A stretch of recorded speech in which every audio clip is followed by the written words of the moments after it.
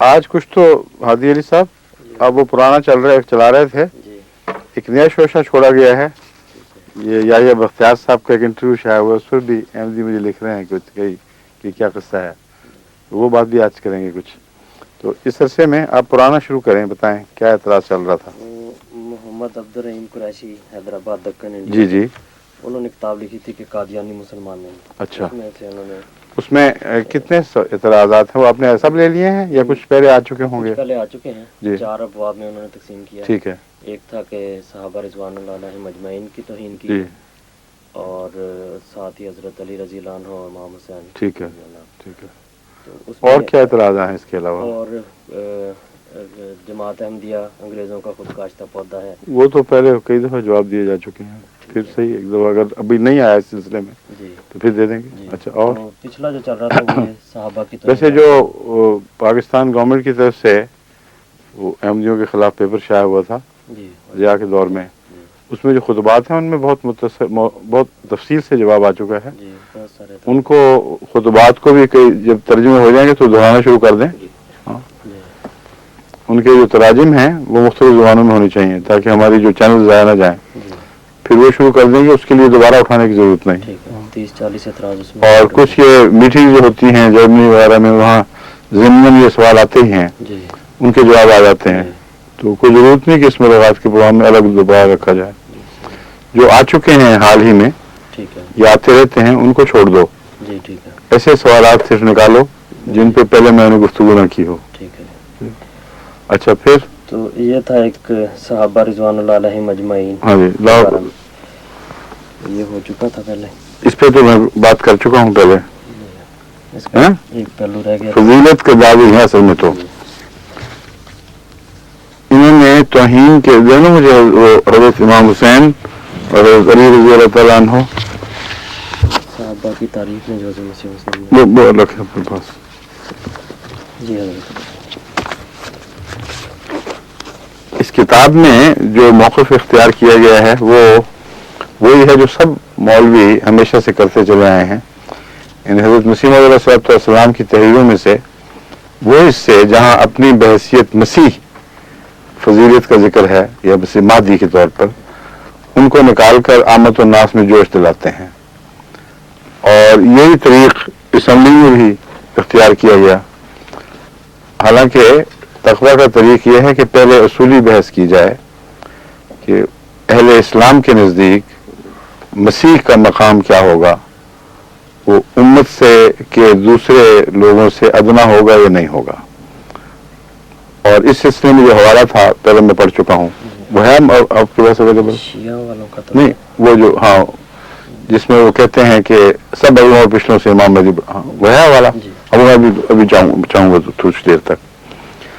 तो पहली बात तो यह है कि इसमें बजाय इसके कि इंसान बेवजह जोश में आए और आपस में खामखा की बहस शुरू कर दे, फजीलत के मौजू पर जब हज़रत मसीह मौऊद अलैहिस्सलाम से सवाल उठाया गया है, बहस के दौरान आपने मजबूरन ये गुफ्तगू की है, लेकिन आपको शौक नहीं था कि खामखा अपनी फजीलत के किस्से बयान करते रहे, बल्कि हज़रत मसीह मौऊद अलैहिस्सलाम पर जब खुदा तआला ने वही नाज़िल फरमाई और आपको कहा कि तू वो मसीह है जो पहला मसीह फौत हो चुका है और तुझे मसीह का लक़ब दिया जाता है, तो हज़रत मसीह मौऊद अलैहिस्सलाम लिखते हैं कि मुद्दतों मैं इससे बहुत घबराता रहा और अपने तय ये ताबीर करता रहा कि मेरे मसीह से क्या निस्बत, मतलब था मैं एक उम्मती आम इंसान हूँ, गैर नबी हूँ, और इसका कुछ कोई माने होंगे।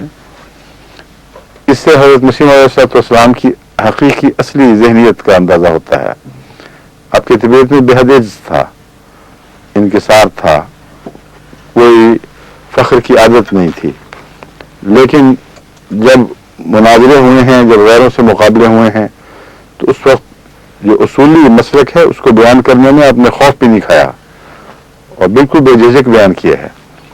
यहाँ आपका ये मसलक है आगाज़ में, जब वही के आगाज़ में, कि मैं ये सोचता रहा कि मैं नबी नहीं हूँ, इसलिए जब मुझे मसीह कहा जाता है तो महज एक एजाज़ी लक़ब है, इसकी कोई हकीकत दूसरी नहीं। यहाँ तक कि बारिश की तरह वही नाजिल हुई। मतलब है मुतवातर अल्लाह ताला ने वही फरमाई और जोर के साथ ये वाज़ेह किया कि तू उम्मत मोहम्मदिया में मोहम्मद मुस्तफ़ा सल्लल्लाहु अलैहि वसल्लम की अताअत में नबूवत के मकाम पर फायज किया गया है। ये उम्मती नबी या ज़िल्ली नबी, ये जितने भी अल्फाज आते हैं ये मुराद उससे यही है। मन युतिअल्लाह व रसूल वाली आयत के ताबे अताअत मोहम्मद मुस्तफ़ा और अताअत खुदावंद में खुदा ताला की अताअत में आप ऐसे मकाम पर पहुंचे कि अल्लाह के नज़दीक आपको इस ज़माने का इमाम मसीह बनाया गया और इस पहलू से आपको नबीउल्लाह फरमाया गया। जब इस मर्तबे तक पहुंचे हैं आप तहकीक के, तो वही की शिद्दत की वजह से और फिर वो हदीस जो मुस्लिम की हदीस है जिसमें हज़रत सल्लल्लाहु अलैहि वसल्लम फरमाते हैं कि मसीह आने वाला मसीह जिसका जिक्र फरमा रहे हैं वो नबीउल्लाह होगा, तो आपके लिए इसके सिवा चारा नहीं था कि अपने आप को उम्मत मोहम्मदिया में नबी तस्लीम करें। अब ये जितनी लव जज्बाती बहसें हैं उनका हल इसी में है कि पहले ये हमसे बात करो कि आपके नजदीक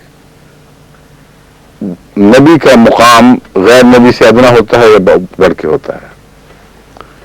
अमर वाक़या यह है कि बाज़ शियों ने जब मुबालगा नबी से काम लेते हुए हजरत अली रज़ी अल्लाह तआला अन्हु को अंबिया से बढ़कर करार दिया, तो उस पर तमाम सुन्नी उलमा बहुत मुश्तइल हुए और उन पर जो इल्ज़ाम लगाते हैं कि ये दायरा इस्लाम से खारिज हो गया, उसमें एक ये भी है।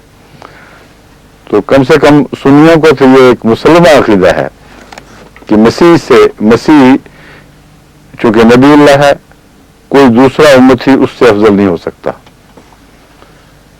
अब सवाल यह है कि मसीह जब आएगा तो इन मौलवियों के नजदीक क्या दावा करेगा? वो ये कहे कि मैं नबीउल्लाह हूं लेकिन उम्मतियों के दूसरे उम्मतियों से अदना हूं और हर गैर उम्मती मुझसे अफजल है, तमाम सहाबा मुझसे अफजल हैं अगरचे मैं मसीह हूं। ये दावा करें तो मौलवी सब झुटला देंगे कि तुम कहां से नबीउल्लाह बन गए। ये तो मुसलमान अकीदा है सवाद आजम का कि हज़रत सल्लल्लाहु अलैहि वसल्लम के सहाबा अपने अपने मर्तबे और मकाम के बावजूद नबीउल्लाह से अफजल नहीं और मसीह उनसे अफजल होगा। इसके मुतालिक तो मैं इतने हवाले पहले पढ़ चुका हूं कि उनको दोहराने की जरूरत नहीं। बस इस बहस का रुख ये है, असल इससे हटकर किसी दिफाई और कमजोर बहस की जरूरत नहीं है। दो टोक बात करो कि तुम्हारे नजदीक क्या अकीदा है। अगर हमारे नजदीक भी वही अकीदा है तो फिर तकलीफ क्या है? बैन ही हमारा वही अकीदा है, मसीह मौऊद अलैहिस्सलाम का ही अकीदा था। असूली बहस थी कि आया हजरत मसीह मौऊद अलैहिस्सलाम बहैसियत मसीह माऊद, बहैसियत महदी माऊद दूसरों से अफजल हैं कि नहीं है। अब अफजल वाली बहस में मैं जमात अहमदिया को बताना चाहता हूं कि हज़रत सल्लल्लाहु अलैहि वसल्लम ने अपनी फजीलत का जिक्र खुद फरमाया, कुरान करीम में आपकी फजीलत का जिक्र खुद लफ्जों में इस्तेमाल फरमाया, लेकिन इस गुफ्तगू को पसंद नहीं फरमाते थे। अफजलियत की बहस में पढ़ें, क्योंकि अमर वाक़या यह है कि दुनिया में हजार ऐसे हैं जो किसी न किसी को दूसरों से अफजल समझते हैं। अगर यही बहस चल पड़े तो जो मजहबी रहनुमा हैं उनको इश्तियाल अंगेजी का मौका मिलता है। चुनांचे हजरत मोहम्मद मुस्तफ़ा सल्लल्लाहु अलैहि वसल्लम के ज़माने ही में बाज़ लोगों ने जो उनके मुरीद थे हजरत यूनुस बिन मत्ता के, उन्होंने जब सुना बाज़ सहाबा से कि रसूल करीम सल्लल्लाहु अलैहि वसल्लम उनसे अफजल हैं, तो वो मुश्तइल हुए और आपस में उनकी तेज तकरार हो गई, तू मैं हुई। उस पर जब हुजूर अकरम सल्लल्लाहु अलैहि वसल्लम के सामने ये मामला पेश किया गया तो आपने फरमाया ला तुफद्दिलूनी अला यूनुस इब्न मत्ता, मुझे यूनुस इब्न मत्ता पर फजीलत न दो। फिर बावजूद ये फरमाने के कि लौ काना मूसा व ईसा हय्यैन लमा वसिअहुमा इल्ला इत्तिबाई, कि अगर मूसा और ईसा जिंदा होते तो मेरी इत्बा के सिवा उनके पास चारा न रहता। ये फरमाने के बावजूद जब हजरत मूसा की कौम से यानी यहूद से किसी सहाबी की बहस हुई और उसने कहा हजरत मोहम्मद रसूलुल्लाह सल्लल्लाहु अलैहि वसल्लम सबसे अफजल हैं, तो नाराज हुआ اور جب یہ معاملہ حضور کی خدمت میں پیش کیا گیا تو آپ نے پھر وہی بات فرمائی، لا تفضلونی علی موسیٰ، مجھے موسیٰ پر فضیلت نہ دیا کرو. یہ ہرگز مراد نہیں کہ میں افضل نہیں ہوں، افضل ہونے کا تو خود دعویٰ ہے اور بڑے واضح کھلے الفاظ میں دعویٰ ہے. قرآن کریم نے خاتم کے علاوہ بھی آپ کی سرداری کا ذکر فرمایا ہے. تو اس لیے احمدیوں کو میری نصیحت یہ ہے کہ افضلیت کی بحث میں پڑھنا مناسب بھی نہیں ہے، کیونکہ اس سے بے وجہ یہ علماء لوگ جو عام بازاری لوگ ہیں بیچارے، جن کو کچھ پتہ نہیں، ان کو اشتعال انگیزی کرتے ہیں اور بے وجہ تکلیف میں ڈالنے کی کوشش کرتے ہیں، کیونکہ کم فہم لوگ ہیں، سچ سے کوئی تعلق نہیں ہے. ان کو تو شبدہ بازیاں چاہیے اور ہلکے گھٹیا اعتراضات سے عوام الناس میں اگر جوش دلا دیں تو سمجھتے ہیں ہماری زندگی کا مقصد حاصل ہو گیا. بس ان کو ایسا موقع دینا نہیں چاہیے، ان سے صرف اصولی گفتگو کریں. اور اسی پر میں آج گفتگو کروں گا، اور پھر حضرت مسیح علیہ السلام کے جو تائیدی حوالے ہیں بعض وہ پیش کروں گا. اصولاً یہ گفتگو ہے کہ مسیح اور مہدی کا کیا مقام اور مرتبہ ہے. اس سلسلے میں کچھ پرانے حوالے تھے. حضرت علی کا چونکہ رضی اللہ تعالیٰ عنہ کا خاص طور پر ذکر چلا ہے، اور حضرت امام حسین کا، حضرت مسیح موعود علیہ السلام سے جب غالی شیعوں کی گفتگو ہوئی تو وہ یہ بحث اٹھا رہے تھے جس جہاں سے حوالے دیے گئے ہیں کہ حضرت علی رضی اللہ تعالیٰ عنہ ہر دوسرے سے افضل ہیں، اور نبیوں سے افضلیت کی بات بھی کی گئی. اس پر حضرت مسیح علیہ السلام نے فرمایا کہ دیکھو اس قسم کی مبالغہ آمیزیاں نہ کرو. حضرت امام حسین کا بھی کہتے تھے کہ وہ بھی سب سے افضل ہیں. آپ نے فرمایا کہ حضرت امام حسین کا تو قرآن میں نام نہیں ہے، جبکہ زید کا نام ہے، ابو بکر کا ذکر ہے، علی کا ذکر نہیں ہے. شیعہ اور ذریعے سے بنانے کی کوشش کرتے ہیں، مگر واضح طور پر تو صرف حضرت ابو بکر ہی کا ذکر ہے. پھر آپ نے فرمایا کہ دیکھو حضرت امام حسین کو تم ابنیت کے قائل ہو، اس لیے تم فضیلت دے رہے ہو، حالانکہ قرآن کریم حضرت صلی اللہ علیہ وسلم کی ابنیت کی کلیت نفی فرما رہا ہے. ما کان محمد ابا احد من رجالکم، تو فرمایا حضرت امام حسین رجال تھے، میں سے تھے کہ نہیں. یہ ایک بحث ہے، اس کو توڑ مروڑ کے بعض حصوں کو اٹھا کر اشتعال انگیزی کے لیے جاہل آدمی پیش کر رہا ہے. کوئی عقل ہی نہیں ہے. موقع دیکھے، محل دیکھے، گفتگو کیا ہو رہی ہے. اور حضرت مسیح علیہ السلام بالکل صحیح فرما رہے ہیں کہ قرآن کی روح سے تو حضرت امام حسین رسول اللہ علیہ وسلم کے بیٹے نہیں کہلا سکتے، حضرت فاطمہ اور حضرت علی کے بیٹے کہلا سکتے ہیں، کیونکہ قرآن فرماتا ہے ما محمد ابا احد من رجالکم، ایک بھی تم میں سے ایسا شخص نہیں، مرد ہو جو جس کا رسول اللہ علیہ وسلم باپ ہو. ما کان محمد ابا احد، ما کان محمد ابا احد من رجالکم. اب یہ جو بڑی قوی دلیل دی ہے، روحانی طور پر اولاد تسلیم فرماتے تھے اور وہ الگ گفتگو کر رہے ہیں. ان سب حوالوں کو چھوڑ دیتے ہیں اور شرارت کے لیے اس قسم کی باتیں دیتے ہیں.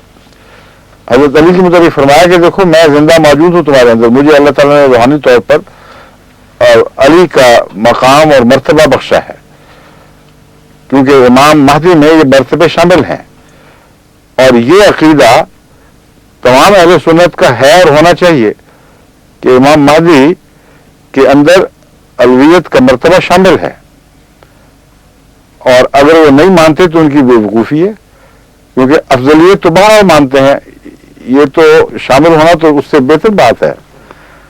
تو حضرت مسیح علیہ السلام نے فرمایا کہ میں زندہ موجود ہوں تمہارے اندر، اور خدا گواہ ہے کہ اس نے مجھے بنایا ہے.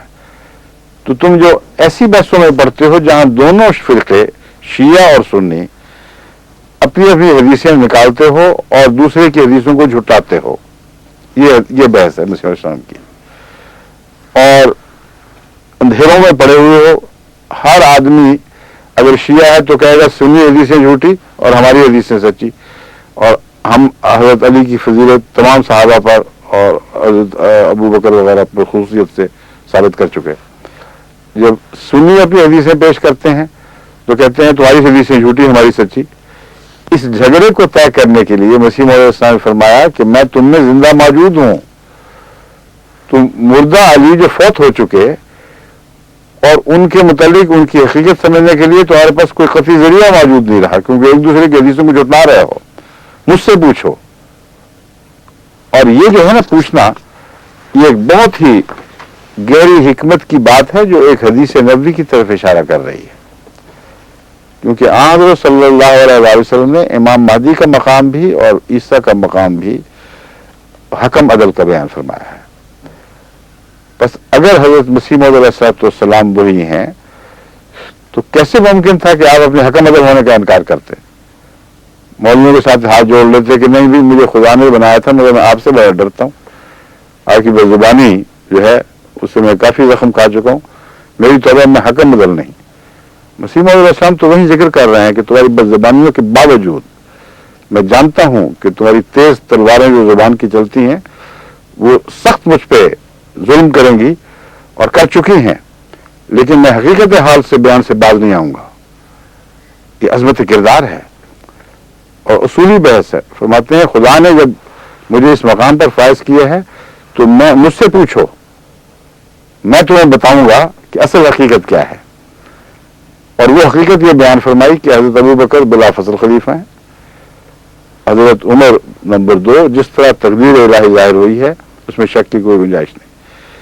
اور یہ سنی علماء وہ عبارت شیعہ مناظرے سے عبارتیں اٹھاتے ہیں اور سنیوں کو انگیخت کرنے کے لیے اور شیعوں کو انگیخت کرنے کے لیے استعمال کرتے ہیں، حالانکہ موقف ان کا اور وہ بھی بڑے مضبوط دلائل سے بیان کیا جا رہا ہے۔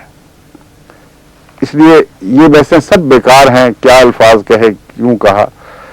بنیادی بات یہی ہے کہ حضرت مسیح موعود علیہ السلام کا دعویٰ تھا میں مسیح ہوں، حضرت مسیح موعود علیہ السلام کا دعویٰ تھا میں مہدی ہوں، اور یہ شیعہ اور سنی دونوں امام مہدی اور مسیح کے لیے بہت بڑا مرتبہ مانتے ہیں۔ کوئی دعوے دار جو سچا ہو وہ بھی وہی بات کہے گا اور جو جھوٹا ہو ان کے نزدیک وہ بھی وہی بات کہے گا، کیونکہ جب آپ کہہ دیں کہ میں اس منصب پر ہوں تو اس منصب کے لوازمات بیان کرنا اور انہیں تسلیم کرنا ایک لازم بات ہے۔ کوئی یہ تو نہیں کہہ سکتا ہے میں ہوں ڈپٹی کمشنر مگر ایک تحصیل کا افسر بھی نہیں ہوں اور چپراسیوں سے بھی بدتر ہوں، اور تحصیلدار تو بہت موزوں مقامات پر ہیں، تھانے دار تو میرے بہت اعلیٰ افسران ہیں۔ کون کہے گا ایسے ڈپٹی کمشنر کو کہ تم ڈپٹی کمشنر ہو گئے تم باہر پاگل و جنونی ہو؟ اگر وہ یہ کہے کہ بڑے بڑے اچھے لوگ، بڑے بڑے اعلیٰ افسر اور قابل لوگ موجود ہیں، مگر اللہ نے مجھے یا حکومت نے مجھے جس مرتبے پر فائز کیا ہے اس کا مقام یہ ہے، وہ ان سے بالا ہے، اور یہ مقام حکم عدل ہونے کا ہے۔ بس حضرت مسیح علیہ السلام کی بحث فضیلت کے بے وجہ اظہار کے لیے کبھی بھی نہیں ہوئی۔ آپ نے بحث کے دوران جب مناظر نے ایک ناجائز مسلک اختیار کیا اس کو سمجھانے کے لیے اس کے مقابل پر دلیل دی اور اپنا مقام بیان ہی وہ بیان کیا جو امام مہدی اور مسیح کا ہونا چاہیے، اس پر بات ختم ہے۔ اگر مسیح اور مہدی کے مقام سے بڑھ کر بیان کیا تو نکالو، یہ بحث کیوں نہیں اٹھاتے؟ اس لیے احمدیوں کو اس سے بالکل مروب ہونے کی ضرورت نہیں، ان کو چیلنج کریں، میدان میں کھینچ کے لائیں کو تم بتاؤ مسیح اور مہدی کا کیا مقام ہے۔ اب دکھاؤ ذرا عبارت، بہت عبارتیں میں پڑھ چکا ہوں، میں ساری نہیں پڑھوں گا، مگر علامہ باقر مجلسی کی یہ عبارت میں دوبارہ پڑھ دیتا ہوں، کیونکہ شیعوں کو انگیخت کرنے کے لیے خصوصیت سے حضرت مسیح علیہ السلام کے یہ حوالے پیش کیے گئے ہیں کہ میں علی سے افضل ہوں یا علی مجھ میں ہے، میں وہی علی ہوں جو دوبارہ، علی کا افضل کو لفظ نہیں آتا، میں وہی علی ہوں دوبارہ تم میں زندہ موجود ہوں۔ تو وہ جو فوت ہو چکا ہے اس کے متعلق اپنے قصے کا اپنے روایتوں کے جھگڑوں میں مبتلا نہ ہو، تمہاری روایتوں سے مسئلہ حل نہیں ہوگا، دونوں ایک دوسرے کی روایتوں کو جھوٹا کہہ رہے ہو، میں موجود ہوں تمہارے اندر، مجھ سے پوچھو۔ اس سے بہتر مسلک اور کوئی ہو نہیں سکتا تھا۔ بس شیعوں کے نزدیک مہدی کا مسلک ہے کیا، یہ گفتگو ہے۔ علامہ باقر مجلسی اپنی کتاب بہار انوار میں لکھتے ہیں، یقول مہدی یا معاشر الخلائق الا ومن اراد ان ينظر الى ابراہیم و اسماعیل فہا انا ذا ابراہیم و اسماعیل ومن اراد ان ينظر الى موسى و یوشع فہا انا ذا موسى و یوشع الا ومن اراد ان ينظر الى محمد و امیر المؤمنین صلوات اللہ علیہ فہا انا ذا محمد صلی اللہ علیہ وسلم و امیر المومنین. اور اس کے بعد کیا ان کے پاس ادھر باقی رہ جاتا ہے جھگڑنے کا؟ یہ کہہ سکتے ہیں کہ مسیح موعود نہیں ہے، مگر جب تک اپنے آپ کو مسیح موعود کہتے ہیں، مسیح موعود کے منصب کا بیان کرنا آپ کے لیے ضروری ہے، اس سے ہٹ ہی نہیں سکتے. یہ تو ناممکن ہے کہ میں ہوں مسیح موعود مگر مسیح موعود کی باتیں مجھ میں نہیں پائی جاتی. ایسی جاہلانہ بات یہ کرتے ہیں. یہ سوچ کیسے سکتے ہیں کہ کوئی شخص دعویٰ مسیح موعود کا کرے اور اپنی علامتیں چپڑاسیوں کو بیان کرے؟ جو مسیح موعود کا دعویٰ کرے گا مسیح موعود کی علامتیں بتائے گا، وہ یہ علامتیں ہیں. اس کا ترجمہ ہے بحر الانوار جلد 13 صفحہ 202 سے لی گئی ہے. یعنی جب امام مہدی آئے گا تو اعلان کرے گا کہ اے لوگوں، اگر تم میں سے کوئی ابراہیم اور اسماعیل کو دیکھنا چاہتا ہے تو سن لے کہ میں ہی ابراہیم اور اسماعیل ہوں، اور اگر تم میں سے کوئی موسیٰ اور یوشع کو دیکھنا چاہتا ہے تو سن لے کہ میں ہی موسیٰ اور یوشع ہوں، اور اگر تم میں سے کوئی محمد صلی اللہ علیہ وسلم کو اور امیر المومنین علی کو دیکھنا چاہتا ہے تو سن لے کہ محمد مصطفیٰ صلی اللہ علیہ وسلم اور امیر المومنین میں ہی ہوں. یہ منصب کی بحث ہے. اب بتائیں، علامہ باقر نے گستاخیاں کی ہیں، مگر اگر انہوں نے گستاخیاں کی ہیں تو پھر سارے شیعوں کا مسلک یہی ہے حقیقت میں، کیونکہ کسی شیعہ نے ان پہ تان نہیں کیا. یہ ثابت شدہ حقیقت ہے. مجھے بتاؤ وہ عالم کون ہے جس نے علامہ باقر مجلسی کی اس عبارت کو کوٹ کیا ہو اور کہا ہو کہ جھوٹ بولتا ہے، بد بکتا ہے، اس نے کفر کی بات کی ہے، دائرہ اسلام سے خارج ہو گیا، اس کو مارو کوٹو، اس کو جلاؤ، کیونکہ اس قابل نہیں ہے کہ شیعوں میں شامل کیا جائے. شامل ہے، امام ہیں ان کے. امام تو ان معنوں میں نہیں مگر بہت بڑے عالم اور ایسے جن کو عموماً سند مانا جاتا ہے. اب بتائیے، سنی عبادت بھی کوئی ہے دوبارہ یاد دہانی کے لیے؟ پہلے پڑھ چکا ہوں. سنیوں کو بھی ایسے حضرت امام مجد الثانی ابن عربی، ان کے یہی بالکل مجد الثانی کا تو بہت ہی عظیم الشان ہے وہ خراج تحسین آنے والے مہدی اور مسیح کو. تو یہ جھگڑا بالکل لغو ہے. امام باقر کا میں نے کہا تھا نا، انہوں نے کوٹ کیا ہے. علامہ باقر مجلسی نے یہ بات کہی ہے مگر حوالہ دیا حضرت امام باقر کا، وہ ٹھیک ہے. تبھی میرے منہ سے امام باقر بھی نکل گیا تھا. دو ہیں نام ملتے جلتے، اس لیے وہ شبہ ہو گیا. اچھا کہ آپ نے وضاحت کرا دی. علامہ باقر مجلسی ٹھیک ہے، انہوں نے کوٹ کیا ہے، لیکن اپنی طرف سے نہیں کہہ رہے. کہتے ہیں حضرت امام باقر علیہ السلام نے فرمایا. یہ مزید وضاحت کر دوں تو شیعوں کا تیر ہدف پھر کہ تیر کا ہدف صرف امام باقر ہی نہیں بنیں گے، حضرت نہ علامہ باقر مجلسی نہیں بنیں گے، حضرت امام باقر بھی بن جائیں گے. ان کو بھی پھر اسی تلوار سے ذبح کرو. کیوں تکلیف نہیں ہوتی اس کو پڑھ کے؟ صرف ایک شخصی نفرت ہے اور کچھ نہیں ہے.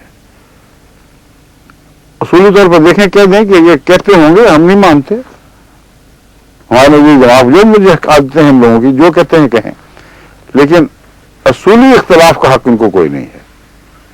مسلمانوں کو یہ کہہ کر اشتعال دینا ہے کہ کوئی حق نہیں ہے کہ انہوں نے بے عزتی کی ہے کسی کی، کیونکہ مسلک جو بیان کیا ہے ایک مرتبے کا، وہ مسلک وہی ہے جو سب بیان کرتے ہیں، اور اس میں عزت بے عزتی کا کوئی سوال نہیں ہے.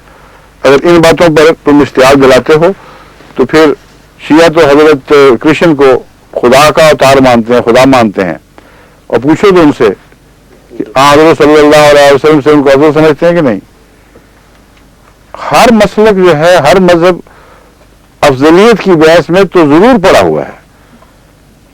حضرت مسیح کو ان سب سے افضل یہ مانتے ہیں کہ نہیں عیسائی؟ تو ان کا قتل عام کیوں نہیں کروا دیتے؟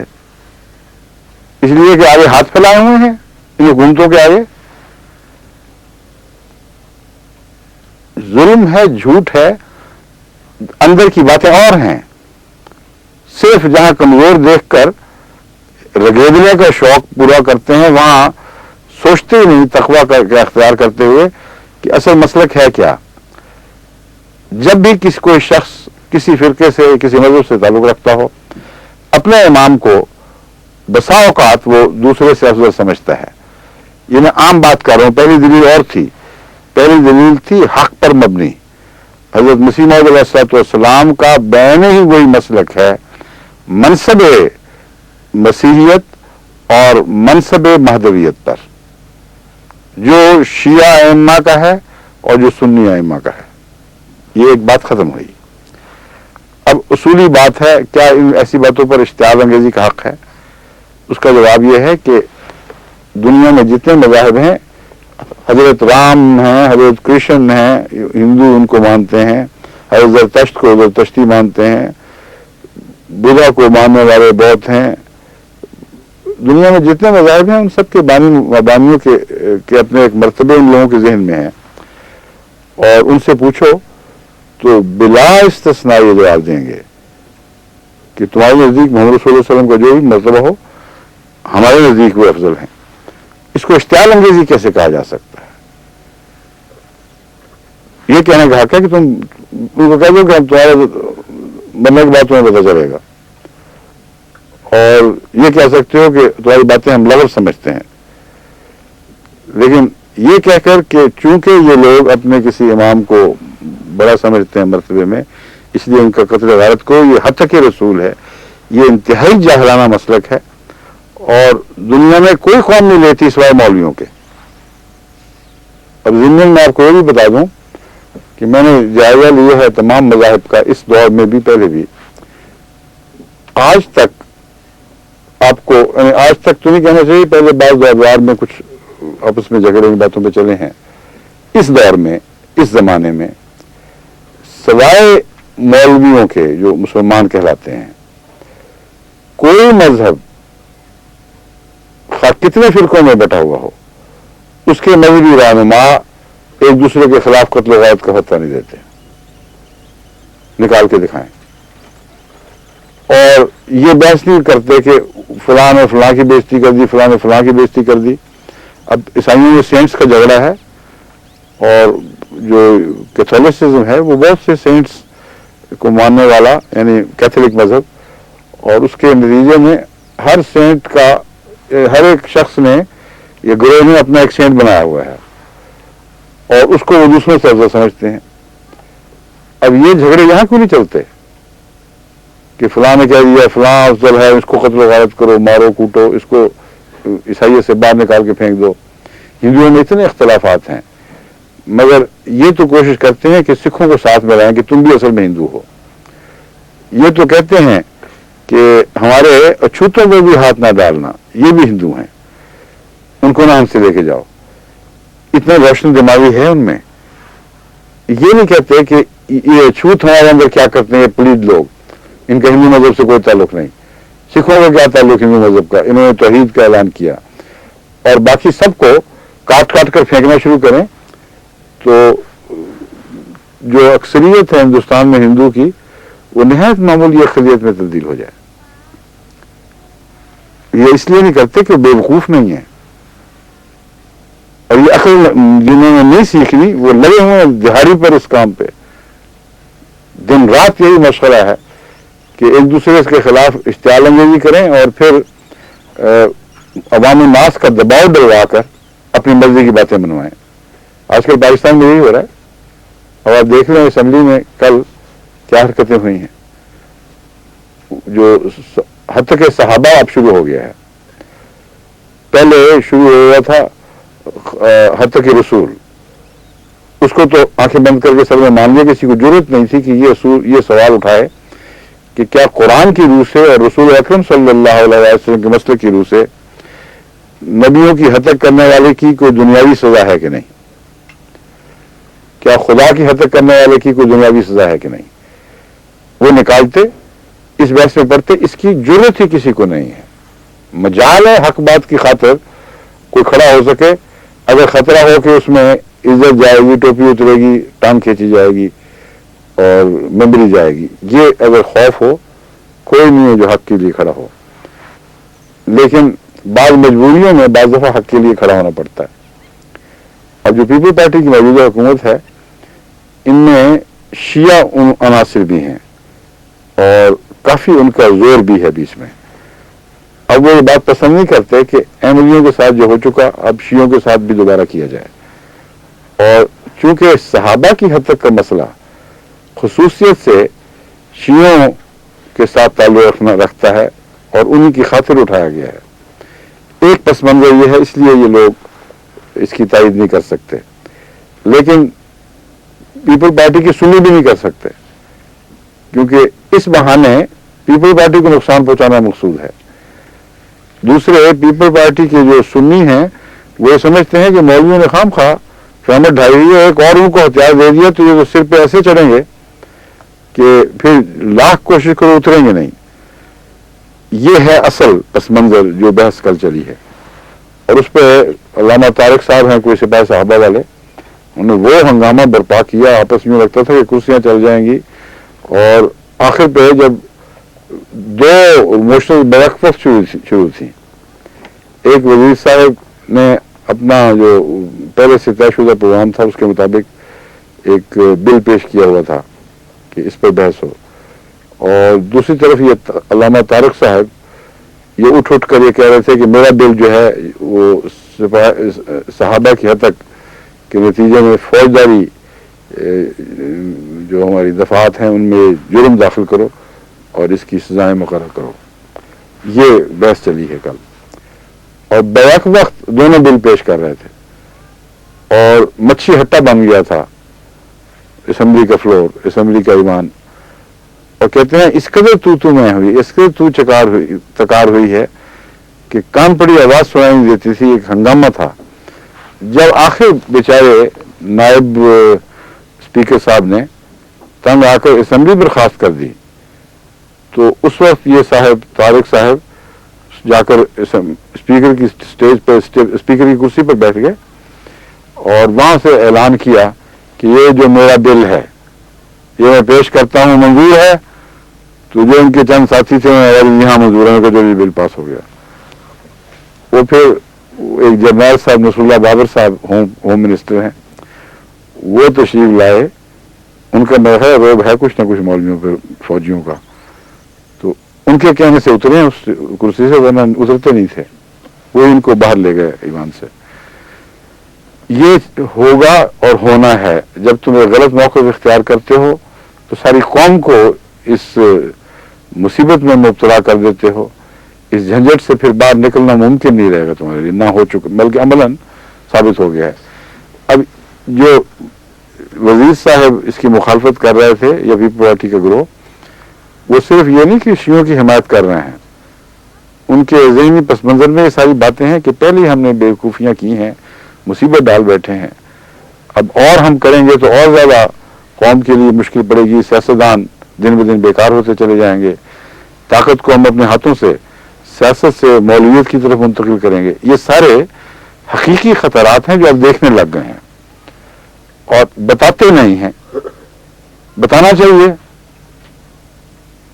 डर डर के बहाने बना बना के मौलवी से लड़ रहे हैं। वो खुले बंदों मैदान में आ रहा है, तुम बहाने बना बना कर रहे हो, कौम को क्या समझ आएगी?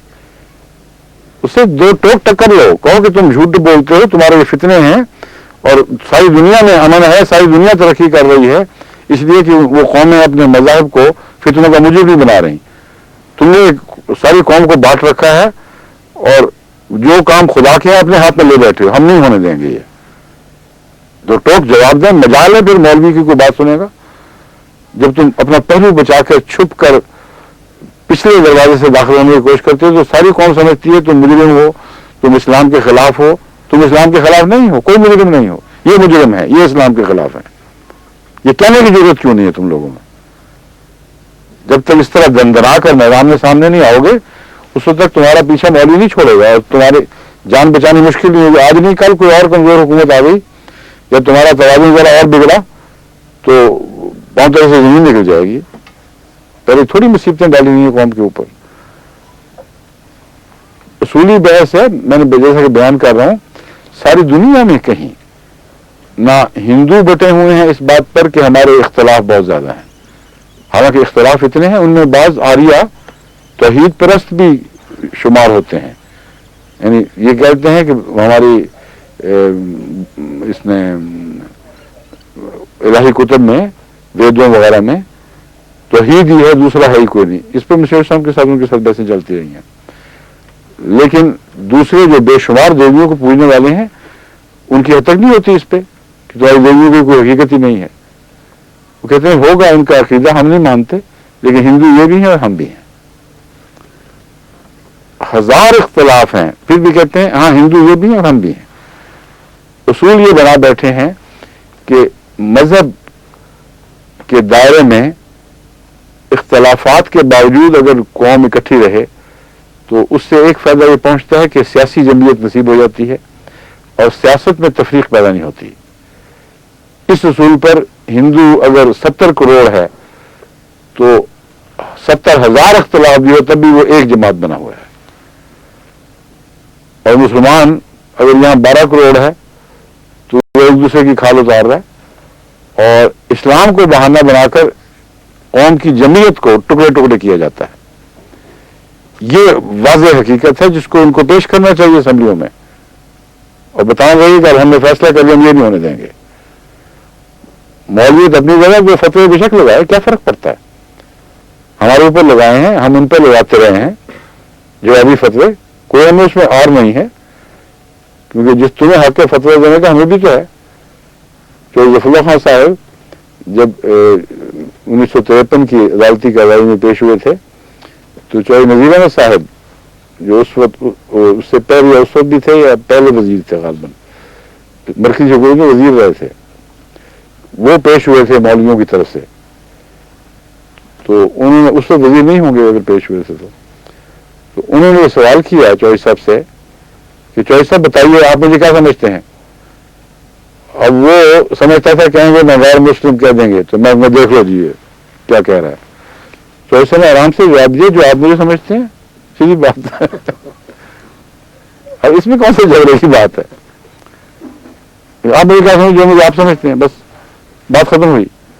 تو سمجھنے سے کیا فرق پڑے گا تمہیں؟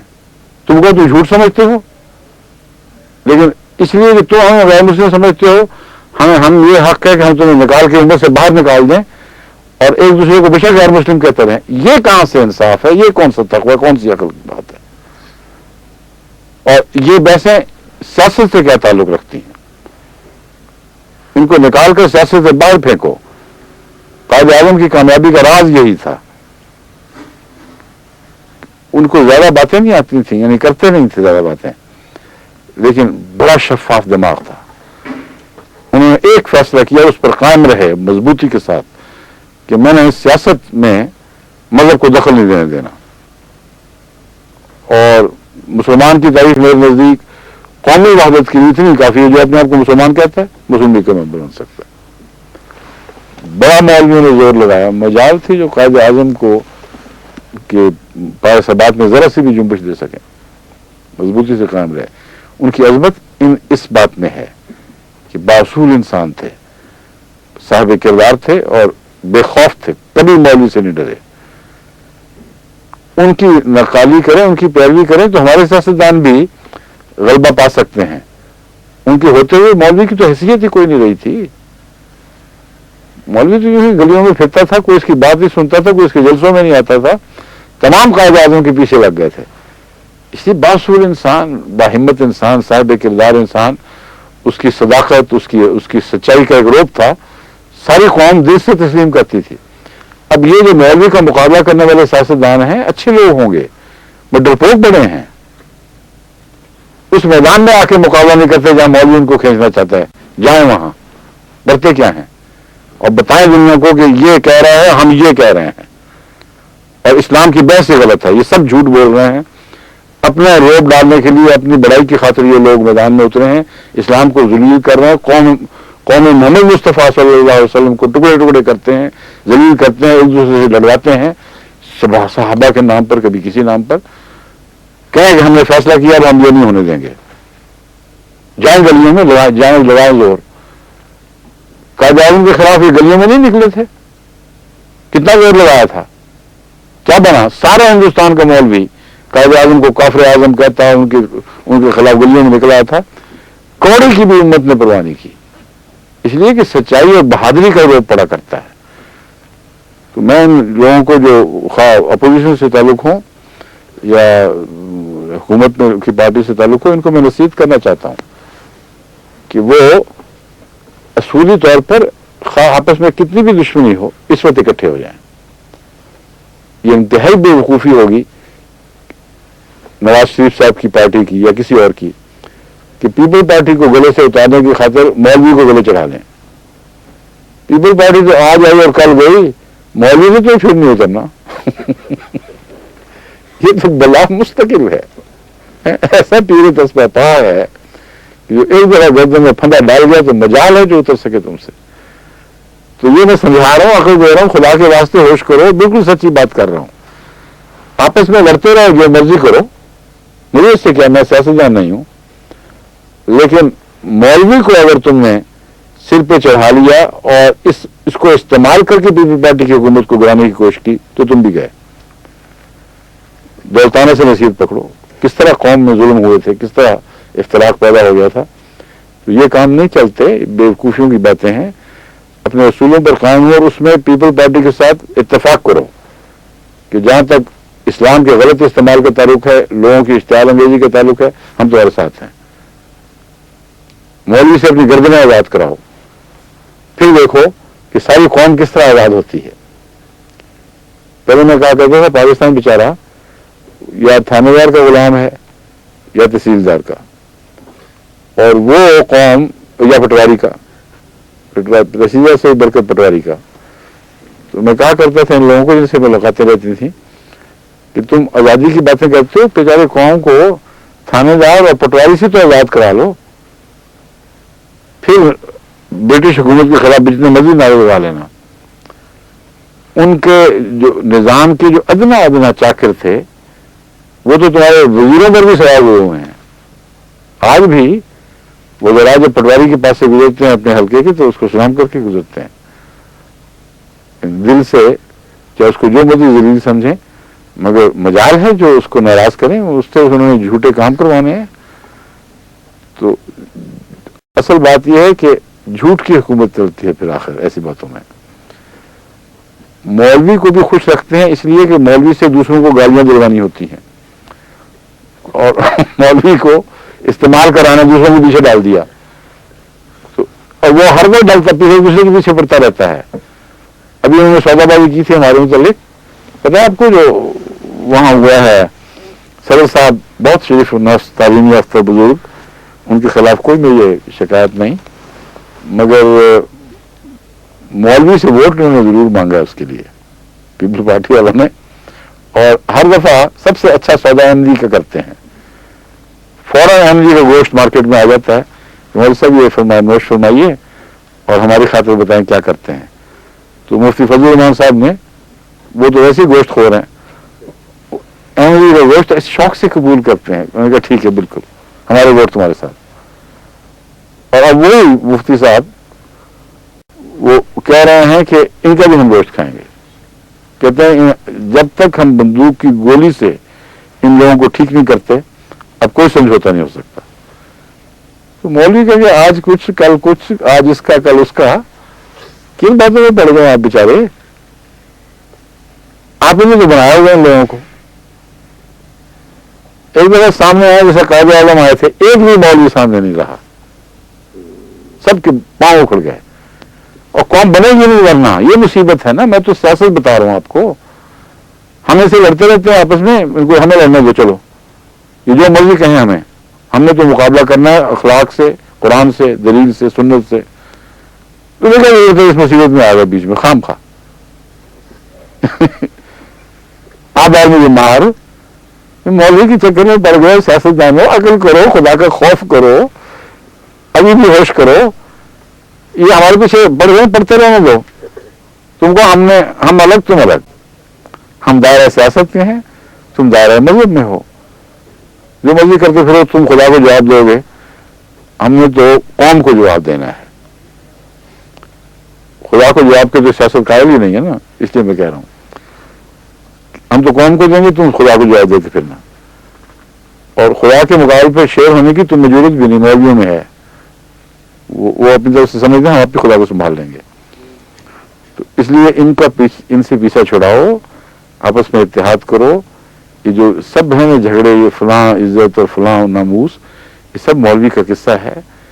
इन नामूस की बातों का ना कुरान में कोई जिक्र है, ना हदीस में कोई जिक्र है। जहां भी जिक्र है वो ये है कि अगर कोई गुस्ताखी करेगा तो अल्लाह उसको पकड़ेगा और खुदा फैसला करेगा, और वो बेहतर जानता है।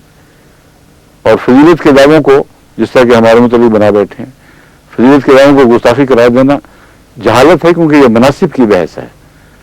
और तमाम दुनिया में अगर इसको गुस्ताखी समझा जाए तो ऐसी जंग छिड़ेगी इश्तियाल अंगेजी के नतीजे में कि फिर वो जंग किसी तरह खत्म होने में नहीं आ सकती। इसलिए इन चीजों से बाहर निकलो और अमन से हुकूमत करो। अल्लाह ताला हदायत दे। ये कौम तरक्की नहीं कर रही, क्या वजह है? दो कदम आगे जाती फिर पीछे खिसक जाती है। ये टांगे खींचने वाले मौजूद हैं हर वक्त,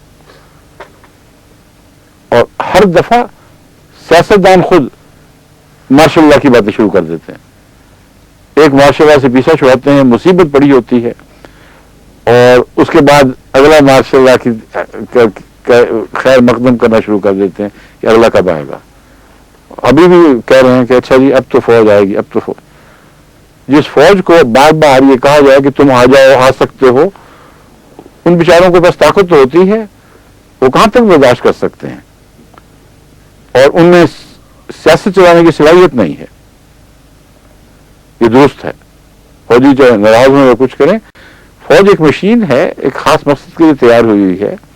उनमें हुबुल वतनी होनी चाहिए, कुर्बानी की रूह होनी चाहिए, और अपने मकासद में बहुत आला सलाहियत हासिल करना जरूरी है।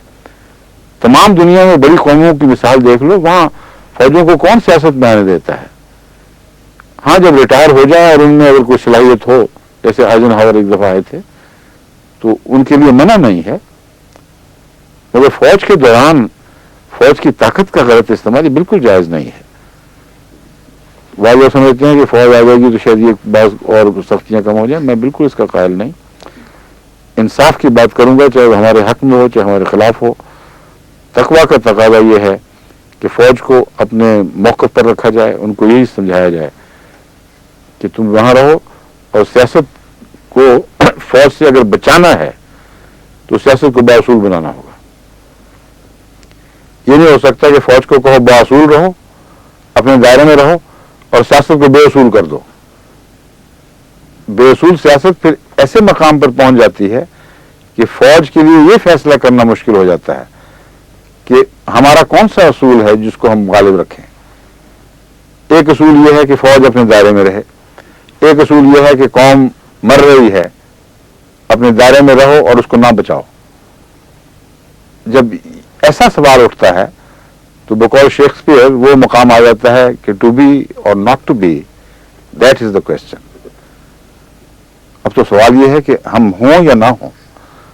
तो सियासतदान जिस नहज पर चल रहे हैं और मौलवी के साथ इनकी जो रवाबित हैं और मरासिम चल रहे हैं, ये हैं जो हर दफा इनको उसूलों से हटाकर कौम को एक दूसरे से मुखालिफ करके इश्तियाल अंगेजियों के मौके मुहैया करके ऐसे खौफनाक मनाज़िर गलियों में पैदा कर देते हैं कि जिसके नतीजे में फौज बासूल भी हों अगर अफसरान, तो यही फैसला करने पर बैठे होते हैं बेचारे कि अब बताओ हम क्या करें। हुकूमत से हमें कोई दिलचस्पी नहीं, दिफा हमारा काम है, मगर कौम को अगर मर रही हो तो उसको बचाना किसका फिर काम रह जाता है। जब इसमें वो हाथ डालते हैं तो फिर खुद भी उसी सियासत का मतलब ही झूठ है आजकल, फिर वो खुद भी बेचारे सियासत में मुब्तला, और फौज भी गई हाथ से, सियासत भी गई। ये सारा फितना असल में मौलवियत का है। तुम ये फैसला कर लो कि हमने मौलवियत को सियासत में दखल नहीं देने देना और साफ सुथरी सियासत करो, फिर देखो फौज खुद अदब से तुम्हारी मताहत रहेगी। फौजी पागल तो नहीं है, बहुत अच्छे ज़हीन लोग, कौम का एक बहुत आला तबका फौज में जाता है। اور ان کے اندر ایک باقاعدہ نظم و ضبط کی ٹریننگ ہے. اس تربیت میں رہ کر وہ بہت صلاحیتیں ایسی رکھتے ہیں جو باہر کی آزاد خضرا پودوں میں نہیں پائی جاتی. ایک ایسے باغ کی طرح ہے جس کی خوب پرورش کی گئی ہے، مگر ایک مقام ہے، ایک جگہ ہے، اس سے ہٹ کر اس باغ کا کوئی موقع نہیں ہے.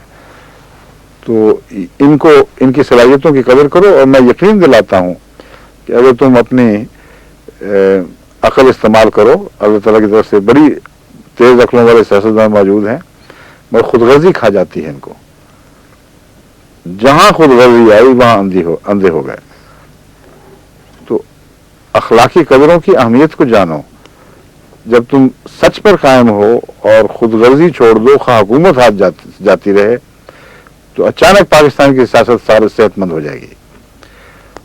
اور ناممکن ہے کہ سیاست صحت مند ہو اور کوئی فوجی خواہ کیسا ہی ایمبیشس ہو، خواہ کیسا ہی بڑی بڑی امیدیں لگائے بیٹھا ہو، وہ ایسی سیاست کو ٹیڑھی نظر سے دیکھ سکے جو صالح سیاست ہو.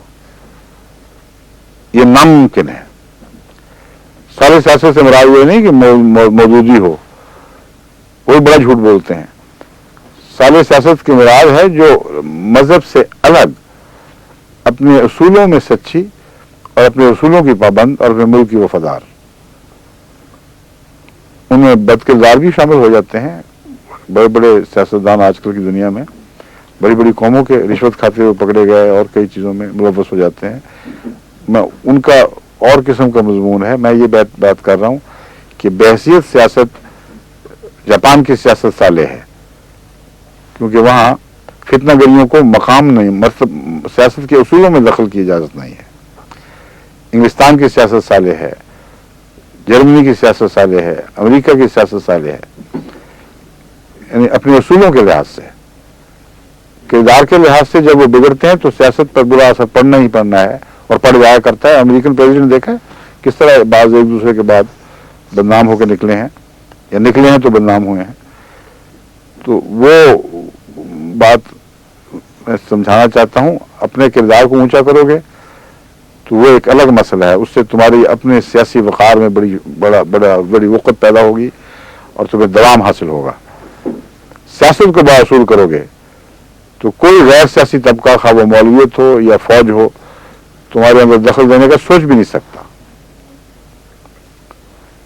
یعنی پہلے امریکن سیاستدانوں سے غلطیاں نہیں ہوئیں، جاپانی پریزیڈنٹ سے غلطیاں نہیں ہوئیں، یہاں جرمنی کے جو سربراہ تھے پیچھے وہ بعض جرائم میں ملوث نہیں پائے گئے، لیکن سیاست کو نقصان نہیں ہوا.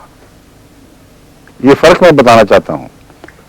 سیاست چونکہ صالح تھی، جب وہ پکڑے گئے وہ اٹھا کے باہر پھینک دیے گئے، لیکن سیاست کے اصولوں کو نقصان نہیں پہنچا، کیونکہ اصولوں کی سودا بازی یہ لوگ نہیں کرتے. اپنی سیاست کو بچاؤ، اپنے اصولوں کی سودا بازی نہ کرو، اور جو غیر تم میں گھس گئے ہیں اور تم پر قابض ہو چکے ہیں ان کو اور سر نہ چڑھاؤ، ان کو اپنی جگہ پہ رکھو اور ڈالو ان کو عوام الناس کے پیچھے، جن کو تمہارے پیچھے ڈالتے ہیں. اتنی عقل کیوں نہیں استعمال کرتے؟ ساری بات ہی جھگڑے عوام الناس کا روب ہے. عوام الناس کے پیچھے مولوی کو نہیں ڈالتے، اپنے پیچھے جو مولوی کو ڈالتے ہو یا مولوی تمہارے پیچھے عوام الناس کو ڈالتے ہو. سیاستدانوں کے لیے کوئی مشکل نہیں، بار بار بیان دیں کہ مولوی کا کام دین کی حفاظت ہے، اور دین کی حفاظت میں صرف عقیدے کی بحثیں نہیں ہیں. دین جو ہمیں دکھائی دینے والا دین ہے، عقیدے کے مطابق زمانے کے بعد پتہ چلے گا، لیکن جو ہمیں دکھائی دینے والا دین ہے وہ اخلاق ہیں، وہ لین دین کے معاملات ہیں، وہ سچائی ہے، وہ غریب کی ہمدردی وغیرہ وغیرہ. تو مولویوں کو سپرد کر دو، قوم کو ہم نے تمہارے پیچھے ڈال دیا، اب ان سے نپٹو. مولویوں میں طاقت نہیں ہے، اور اگر یہ استعمال کریں تو ہو سکتا ہے کچھ اصلاح ہو بھی جائے. 100 بسم اللہ، اچھے کام میں استعمال ہوں گے نا. پھر اگر انہوں نے اچھے کام کیا، عزت ہوئی، تو پھر سیاستدان کے طور پر بھی ان کو لے آئے گی قوم. لیکن صحیح رستے سے داخل ہوں، سچے لوگ جو نیک لوگ ہیں، ہمیں تو ان سے کوئی دشمنی نہیں. مولوی ہوں جو مرضی ہوں، ہمارے ہزار خلاف ہوں، अपनी ज़ात में सच्चे तो हों। इसलिए मैं ये मशवरा दे रहा हूँ। बात तो चली थी उसी पे, अकीदे पे। हज़रत मसीह मौऊद अलैहिस्सलाम की वो इक़्तिबासात जो बहसों में से निकाले गए हैं, जिंदा अली, मुर्दा अली वगैरह, उसका मैं उसूली जवाब ये दे चुका हूँ कि मसलक की बहस पहले तय कर लो। हमारा मसलक, सुनियो तुम्हारा मसलक और शियो तुम्हारा मसलक एक है कि नहीं?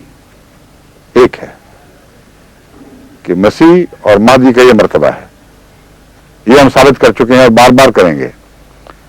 इसके बाद मसीह मौत को उस मसलक से हटा कैसे सकते हो? तुम हटाकर ये साबित करना चाहते हो कि झूठा है? तुम्हारे खौफ से वो अपना सच्चाई का मसलक छोड़ दे जो तुम्हारा भी है।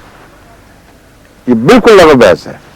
जहां तक मर्तबे और मकाम का ताल्लुक है, हजरत अली रजी अल्लाह तआला अन्हु, हजरत इमाम हसन, इमाम हुसैन और दीगर सहाबा के मुतालिक मसीह मौत की जो बहसों से अलग मुस्बित तहरीरें हैं, वो मैं आज तो वक्त नहीं, कल मैं सुनाऊंगा। वो पढ़कर देखें तो फिर आपको समझ आएगी कि आपका मसलक क्या है। वहां बताओ कहाँ इश्तियाल अंगेज का मौका तुम्हें मिलता है, वहां बताओ मशहूर इस्लाम ने कहाँ किसी के खिलाफ क्या बात कही है। बस मनसब की बहस में तुम्हें कोई मजाल नहीं है, कोई हक नहीं है तुम्हारा कि मसीह मौत पर कदम लगाओ। जो वैसे बयान है कि आप सहाबा को क्या समझते थे, हज़रत अली रज़ी अल्लाह तआला अन्हु को क्या समझते थे, वहां बात करो। कितने मिनट है बाकी? हैं? अच्छा, एक हज़रत अली रज़ी अल्लाह तआला अन्हु के मुतालिक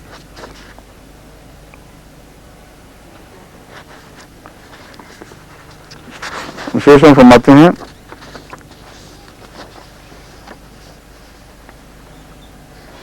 यानी मुझे हजरत अली और हुसैन से एक लतीफ मुनासबत है और इसके राज को सिर्फ दो मशरिकों और मगरबों का रब जानता है, और मैं अली और उसके दोनों बेटों से मोहब्बत रखता हूँ और जो आपसे दुश्मनी रखे उसका दुश्मन हूँ। ये मसलक है। तो जरा तकवा होता है ये हैदराबादी मौलवी साहब में, तो ये भी तो पढ़ते, ये भी साथ बता देते। फरमाते हैं, ए अल्लाह तू उसका दोस्त बन जा जो उसका यानी अली का दोस्त है, और उसका दुश्मन हो जा जो उसका दुश्मन है।